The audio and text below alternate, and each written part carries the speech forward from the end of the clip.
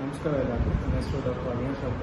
ಆಡಳಿತ ವೈದ್ಯಾಧಿಕಾರಿ ಮಾಸ್ತಿ, ಪ್ರಾಥಮಿಕ ಆರೋಗ್ಯ ಕೇಂದ್ರ ಮಾಸ್ತಿ ಹಾಗೂ SNR ಜಿಲ್ಲಾ ಆಸ್ಪತ್ರೆ ಜಂಟಿ ಸಹಯೋಗದಿಂದ ಈ ದಿನ 26 ಸೆಪ್ಟೆಂಬರ್ 2024ರಂದು ರಕ್ತದಾನ ಸ್ವಯಂಪ್ರೇರಿತ ರಕ್ತದಾನ ಶಿಬಿರವನ್ನು ಆಯೋಜಿಸಲಾಗಿದ್ದು, ಸರಿ ಸುಮಾರು 25 ಯೂನಿಟನ್ನು ನಾವು ಕಲೆಕ್ಟ್ ಮಾಡಿದ್ದೀವಿ. ಸೊ ಅದನ್ನು ಅಚೀವ್ ಮಾಡಿದ್ದೀವಿ.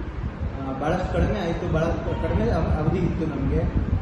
ಕಡಿಮೆ ಅವಧಿಯಲ್ಲಿ ಕೂಡ 25 ಯೂನಿಟನ್ನು ಮಾಡಿದ್ದೀವಿ. ಸೊ ನಾನು ಹೇಳಿದಂತಂದ್ರೆ ಎಲ್ಲರೂ ಬಂದು ರಕ್ತದಾನವನ್ನು ಮಾಡಬೇಕು. ತುಂಬ ಜನಕ್ಕೆ ಗೊತ್ತಿರೋದಿಲ್ಲ ರಕ್ತದಾನ ಯಾಕೆ ಇಂಪಾರ್ಟೆಂಟ್ ಅಂತ. ರಕ್ತದಾನ ಒಂದು ನೀವು ಮಾಡಿದ್ರೆ 3 ತಿಂಗಳಿಗೊಂದ್ಸಲಿ ಮಾಡಿದ್ರೆ ನಿಮ್ಮ ಆರೋಗ್ಯ ವೃದ್ಧಿ ಆಗುತ್ತೆ, ಮತ್ತೆ ಹೊಸ ರಕ್ತ ಕಣಗಳು ಉತ್ಪತ್ತಿ ಆಗೋದಕ್ಕೆ ಸಹಾಯ ಮಾಡುತ್ತೆ. ಹಾಗೆ ರಕ್ತದಾನ ಯಾರ್ಯಾರು ಮಾಡ್ಬೋದು ಅಂತಂದರೆ 18 ವಯಸ್ಸಿನ ಮೇಲ್ಪಟ್ಟು ಮತ್ತು 60 ವಯಸ್ಸಿನ ಒಳಗೆ ಮಾಡ್ಬೋದು. ಯಾವುದೇ ರೀತಿಯಾದಂಥ ಕಾಯಿಲೆ, ಕ್ರಾನಿಕ್ ಡಿಸೀಸ್ ಅಂತ ಹೇಳ್ತೀವಿ, ಅಥವಾ ಕ್ರಾನಿಕ್ ಡಿಸೀಸ್ NCD ಅಂತ ಹೇಳ್ತೀವಿ, BP, ಹೈಪರ್ ಟೆನ್ಷನ್ ಇವ್ಯಾವು ಇಲ್ಲದೆ ಇರೋಂಥವಾಗಿರ್ಬೋದು, ಅಥವಾ 50 kg ಮೇಲ್ಪಟ್ಟ ಜನರು, 18 ವಯಸ್ಸು ಕೆಳಗಡೆ ಮಾಡೋಕ್ಕಾಗದೆ. ಸೊ ಆಮೇಲೆ ಈಗ ಅದಕ್ಕೆಲ್ಲ ಕಮ್ಯುನಿಕೇಷನ್ ಅಥವಾ ಬಿಲೀಫ್ ಏನಿರುತ್ತೆ, ದಪ್ಪ ಇರೋ ಸಣ್ಣಕ್ಕಾಗ್ತೀವಿ ಅಂತ ಹೇಳ್ತಾ ಆ ಥರ ಎಲ್ಲ ಇಲ್ಲ. ಒಂದು ಕೊಲೆಸ್ಟ್ರಾಲ್ ಅಂಶನ ಖಂಡಿತವಾಗೋದು ಕಡಿಮೆ ಮಾಡುತ್ತೆ.